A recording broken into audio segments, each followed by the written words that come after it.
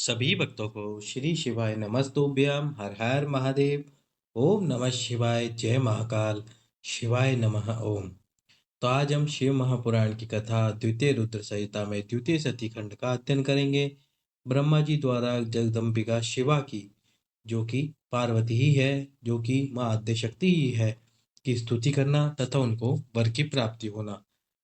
क्या वर मांगा ब्रह्मा जी ने शिवा से, यानी कि जो शिव का ही स्वरूप है शिवा, जो कि पार्वती का ही स्वरूप है और जो माता सती का ही स्वरूप है। क्या वर मांगा उनसे? पिछले अध्याय में हमने जाना था कि ब्रह्मा जी और विष्णु जी के बीच में संवाद हुआ। ब्रह्मा जी ने किस प्रकार विष्णु जी को बताया कि उन्होंने कामदेव, वसंत, मारुगणों को भगवान शिव को मोहित करने के लिए भेजा, पर वे मोहित नहीं हो पाए। और साथ में यह भी कहा कि शिव मेरे पुत्र हैं। फिर विष्णु जी ने ब्रह्मा जी को ज्ञान कराया कि आप अभी मोहित हैं। याद कीजिए कि किस प्रकार से हम तीनों, यानी कि ब्रह्मा जी, विष्णु जी और शंकर रुद्र का ही अवतार है, स्वयं रुद्र के ही अवतार है, और वो तो सगुण रूप लेना ही नहीं चाहते थे। हमारे ही कहने पर उन्होंने सगुण रूप लिया है और सगुण रूप में वे अवतरित हुए हैं। वो बिना सगुण है, वो सगुण रूप लेना ही नहीं चाहते थे।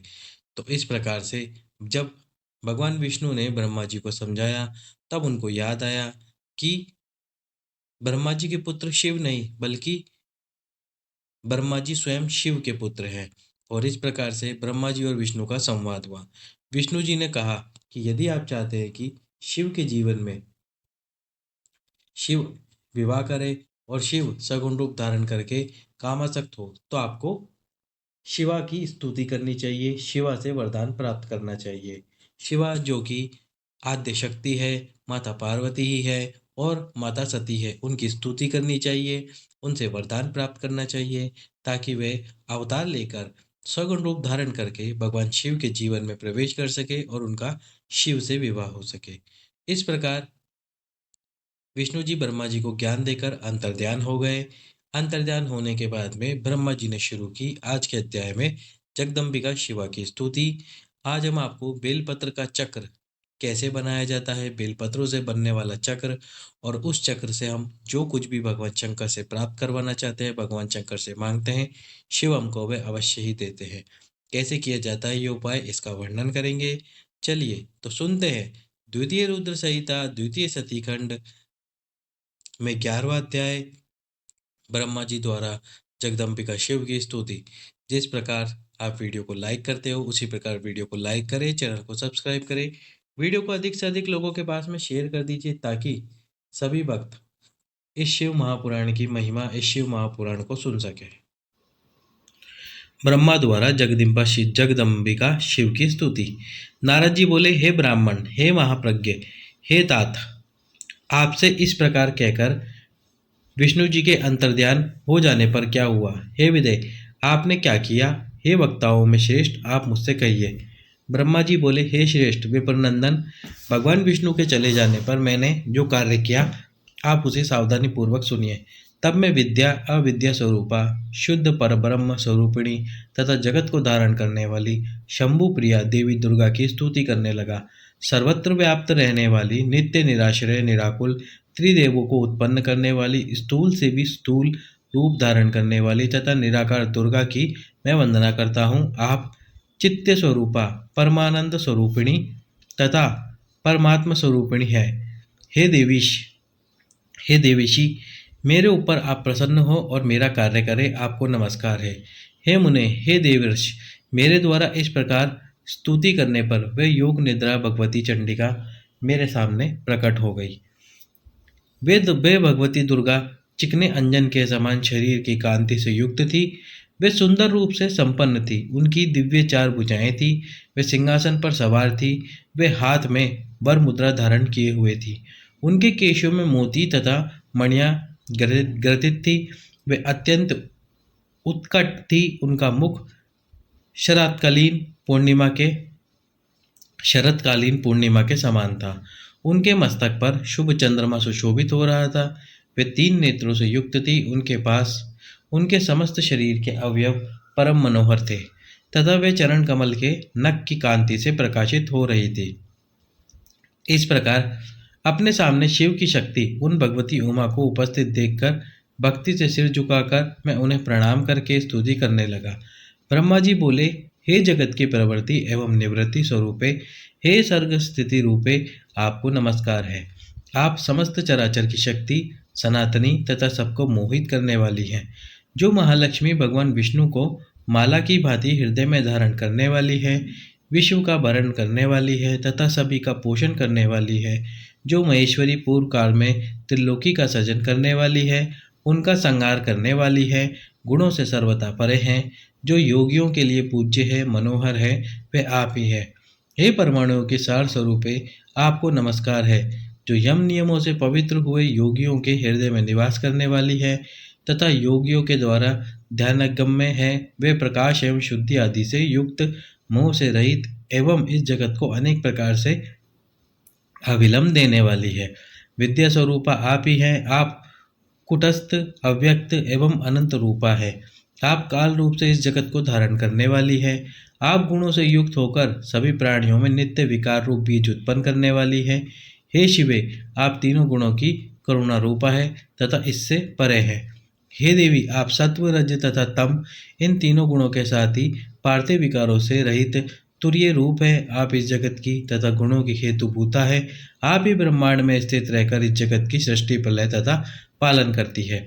हे संपूर्ण जगत की बीज स्वरूपे, हे ज्ञान तथा ज्ञेय स्वरूपिणी, आप सर्वदा जगत के हित साधन में तत्पर रहने वाली है। अतः हे शिव पत्नी, आपको सदा नमस्कार। ब्रह्मा जी बोले, मेरी स्तुति को सुनकर लोक का कल्याण करने वाली वे महाकाली सामान्य मनुष्य की भांति इस जगत सृष्टा से प्रेम पूर्वक कहने लगी। देवी बोली, अब देवी ने क्या कहा उससे पहले हम आपको बता देते हैं बेलपत्र के चक्र वाला उपाय। तो जैसे कि आप ये बेलपत्र स्क्रीन पर देख रहे हो, इसमें आपको बेलपत्र आपकी इच्छा से लेने हैं, जितने आपको बेलपत्र मिल जाए। अब वो इच्छा क्या है, 11, 21, 31, 51 या 108, इस संख्या में से किसी भी संख्या के बेलपत्र आप ले सकते हो। अब बेलपत्र लेने के बाद में आपको क्या करना है, उनको इस प्रकार से जमा लेना है। प्रत्येक बेलपत्र को यदि आप इस प्रकार से रख लोगे, जैसे कि हम आपको इसमें बताते हैं, ये पहला बेलपत्र इस प्रकार से, ये दूसरा बेलपत्र इस प्रकार से, ये तीसरा बेलपत्र इस प्रकार से, ये चौथा बेलपत्र इस प्रकार से, ये पांचवा बेलपत्र इस प्रकार से, और इसी प्रकार से जब आप अगले अगले क्रम में बेलपत्र रखते जाओगे तो ऐसे रखते रखते रखते रखते एक समय बाद आप देखोगे ये बेलपत्र का चक्र का निर्माण हो गया है। अब इस बेलपत्र के चक्र पे सबसे पहले आपको क्या करना है, थोड़े से पीले अक्षत, कितने, थोड़े से पीले अक्षत अपने हाथ में रख लेने हैं, पीले अक्षत कर लेने हैं। जब आप शिव मंदिर जाओगे तो शिव मंदिर में ये बेलपत्र का चक्र थाली में रखकर लेके जाना, साथ में थोड़े से पीले अक्षत, एक मुट्ठी हो सकते हैं, एक चुटकी हो सकते हैं, पर मेरी बात मानो तो एक चुटकी आप पीले अक्षत रख लो। एक चुटकी या एक मुट्ठी, दोनों में से कितने भी आप पीले अक्षत रख सकते हो। पीले अक्षत यानी कि उनको आपने पीला कर रखा हो, सफ़ेद अक्षतों को पीला कर लिया हो। साथ में आपको लेना है थोड़ा सा लाल चंदन, थोड़ा सा लाल चंदन ले लीजिए। अब आपको क्या करना है, सबसे पहले तो अपने हाथ में इस बेलपत्र के चक्र को आपको पकड़ना है। अब इस बेलपत्र के चक्र को अपने हाथ में पकड़कर इसके ऊपर आपको रखने हैं पीले अक्षत, जो आपने पीले कर रखे हैं आपकी कामना बोलते हुए, और साथ में थोड़ा सा इसी के ऊपर आपको रख देना है लाल चंदन। लाल चंदन बिल्कुल सेंटर पे रख देना, थोड़ा सा लाल चंदन लगा देना, और साथ में आपको पीले अक्षत रख देने हैं। पीले अक्षत रख दीजिए इस प्रकार से। जब आप ये बेलपत्र के चक्र पे पीले अक्षत और लाल चंदन रख दें, अब इस बेलपत्र के चक्र को अपने हाथ में पकड़कर अपने हाथ के ऊपर रखकर आपकी कामना बोलकर, आपकी जो कामना है उस कामना को बोलकर, जो भी मन में इच्छा है उस कामना को बोलकर इस चक्र को एक साथ ही शिव के ऊपर समर्पित कर दीजिए। शिव जी के ऊपर इस चक्र को समर्पित कर दीजिए, और समर्पित करने के बाद में 7 कलश जल, कितना, 7 कलश जल इस बेलपत्र के चक्र पर समर्पित कीजिए। समर्पित करते समय ये 7 कलशों में प्रत्येक कलश पर आपकी कामना बोलिए। बाबा भोलेनाथ महादेव आपकी वो सारी कामनाओं को पूर्ण करेंगे। अब सबसे पहली, सबसे आखिरी और सबसे इम्पोर्टेंट बात, कब करना है ये उपाय, सोमवार, प्रदोष, शिवरात्रि और साथ में सोमवार की अष्टमी, ये 4 विशेष दिन हैं। इस दिन कर लीजिए। पर यदि आपके पास में सोमवार तक रुकने का समय नहीं, प्रदोष तक रुकने का समय नहीं, शिवरात्रि तक रुकने का समय नहीं, तो फिर आप जिस दिन भी ये वीडियो देखें, अगले जैसे आपके पास में बेलपत्रों का इंतजाम हो जाए, जैसे 31 बेलपत्र हो गए आपके पास में या 108 बेलपत्र हो गए, उन सभी बेलपत्र को लेकर इस उपाय को करके आ जाइए। प्रदोष काल में करके आओगे तो ज़्यादा अच्छा रहेगा। शिव आपके ऊपर कृपा अवश्य ही करेंगे, शिव आपके ऊपर कृपा अवश्य ही करेंगी। तो चलिए अब सुनते हैं क्या बोला देवी महाकाली ने ब्रह्मा जी से। देवी बोली, हे ब्रह्मन, आपने मेरी स्तुति किस लिए की है, इसे आप ठीक से समझ ले। आप मेरे भक्त हैं तो उसे शीघ्र ही मेरे सामने निवेदन करें। मेरे प्रत्यक्ष रूप से प्रकट हो जाने पर कार्य सिद्धि निश्चित है। अतः आप अपनी मनोभिलाषित बात कहें, मैं प्रसन्न होकर उसे निश्चित रूप से करूंगी। ब्रह्मा जी बोले, हे देवी, हे महेश्वरी, मेरे ऊपर कृपा कर कर मेरी बात सुने। हे सर्वज्ञ, आपकी आज्ञा से मैं अपने मनोरथ की बात कह रहा हूँ। हे देवीशी, पूर्व काल में मेरे ललाट प्रदेश से उत्पन्न हुए आपके पति, जो रुद्र नाम से प्रसिद्ध हैं, वे इस समय योगी होकर कैलाश पर्वत पर निवास कर रहे हैं। वे भूतों के स्वामी इस समय अकेले निर्विकल्प समाधि में लीन होकर तप कर रहे हैं। वे निर्विकार होने के कारण पत्नी से रहित हैं और आत्मा में रमण करने के कारण दूसरी पत्नी की अपेक्षा नहीं करते। हे सती, आप उन्हीं को मोहित करें जिससे वे आत्माभिरमण से उपरत होकर दूसरी स्त्री आप को देखे। आपके अतिरिक्त कोई अन्य स्त्री उनके मन को मोहित करने वाली नहीं होगी। इसलिए आप ही दक्ष की कन्या बनकर अपने रूप से शिव जी को मोहित करने वाली हैं। हे शिवे, आप शिव पत्नी बने। जिस प्रकार लक्ष्मी का स्वरूप धारण कर विष्णु को प्रसन्न करती हैं, उसी प्रकार संसार के हित के लिए आप इस कार्य को भी वैसा ही करें। हे देवी, जब उन शिव ने स्त्री विषयक अभिलाषा मात्र से मेरी निंदा की, तो भला वे स्वेच्छा से किस प्रकार स्त्री ग्रहण कर सकते हैं। यदि वे स्त्री ग्रहण कर भी ले तो वह सृष्टि आदि, मध्य और अंत में सदैव विरक्त रहते हैं। अतः उनसे उत्तम सृष्टि किस प्रकार होगी। हे देवी, इस प्रकार चिंतापरायण हुए मेरे लिए आपके अतिरिक्त और कोई शरणप्रद नहीं है। इसलिए विश्व कल्याण के निमित्त आप मेरे इस कार्य को करें। शिव जी को मोहित करने में न विष्णु, न लक्ष्मी, न काम, न ही मैं समर्थ हूँ। हे जगन्मात, हे जगन्माता, आपके बिना कोई भी उन्हें मोहित करने में समर्थ नहीं है। अतः आप दिव्य रूपा हैं। दक्ष पुत्री के रूप में जन्म लेकर मेरी भक्ति के आग्रह से महायोगी शिव को मोहित करे और उनकी पत्नी महेश्वरी बने। हे देवीशी, इस समय दक्ष प्रजापति क्षमा करें, क्षीर समुद्र के उत्तर तट पर आपको प्राप्त करने के उद्देश्य से मन में आपका ध्यान करते हुए दृढ़वती होकर तपस्या कर रहे हैं। ब्रह्मा जी बोले, मेरे इस वचन को सुनकर वे जगदम्बिका शिवा चिंतित हो उठी और विस्मित होकर अपने मन में कहने लगी। देवी बोली, वेद वक्ता और जगतकर्ता, ये विधाता महान अज्ञान से युक्त होकर कैसी बात कर रहे हैं। अहो, यह महान आश्चर्य है। ब्रह्मा के चित्त में ऐसा ये दुखदायी महान मोह कैसे उत्पन्न हो गया कि वे निर्विकार परमात्मा को भी मोहित करना चाहते हैं। ये ब्रह्मा मुझसे शिव जी के मोह का वर चाहते हैं। इनका कौन सा लाभ है। वे प्रभु तो निर्विकल्प निर्मोह है। वे शंभु निर्विकार है, निर्गुण एवं परब्रह्म है, और मैं तो सदा उनकी आज्ञा में रहने वाली दासी हूँ। वे स्वतंत्र परमेश्वर शिव भक्तों के उद्धार हेतु अपने पूर्ण रूप से रुद्र नाम से अवतरित हुए हैं। वे रुद्र ब्रह्मा तथा विष्णु के भी स्वामी हैं और किसी भी प्रकार शिव से कम नहीं है। वे योग का आदर करने वाले, माया से रहित मायापति तथा पर से भी परे हैं। अज्ञान से मोहित ये ब्रह्मा उन्हें अपना आत्मज तथा सामान्य देवता समझकर मोहित करना चाहते हैं। यदि इन ब्रह्मा को वरदान न दूं तो वेद की नीति भ्रष्ट होती है। अब मैं क्या करूं जिससे प्रभु महेश्वर मेरे ऊपर क्रोधित न हो। ब्रह्मा जी बोले, शिवा ने इस प्रकार विचार कर मन से महादेव जी का स्मरण किया। तत्पश्चात शिव की आज्ञा पाकर वे दुर्गा मुझसे कहने लगी।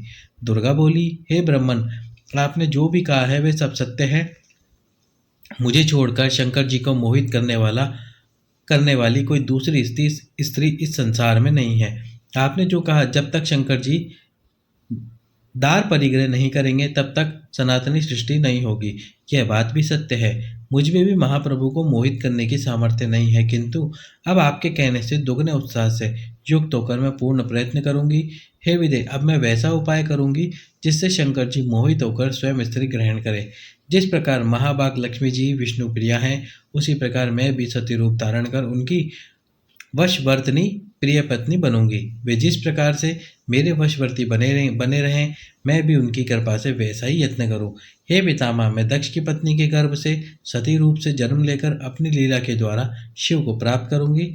जिस प्रकार संसार में अन्य प्राणी स्त्री के वश में होते हैं, उसी प्रकार मेरी भक्ति से वे महादेव जी भी स्त्री के वशवर्ती बने रहेंगे। ब्रह्मा जी बोले, हे तात, मुझसे इस प्रकार कहकर वह जगदम्बा शिवा मेरे देखते देखते वहीं अंतर्ध्यान हो गई। उनके अंतर्ध्यान हो जाने पर मैं लोक पितामह ब्रह्मा वहां गया, जहां मेरे पुत्र थे, और मैंने उन सबसे कुछ वर्णन किया। वो क्या वर्णन था जानेंगे अगले अध्याय में। तब तक आप सभी भक्तों को श्री शिवाय नमस्तुभ्यं।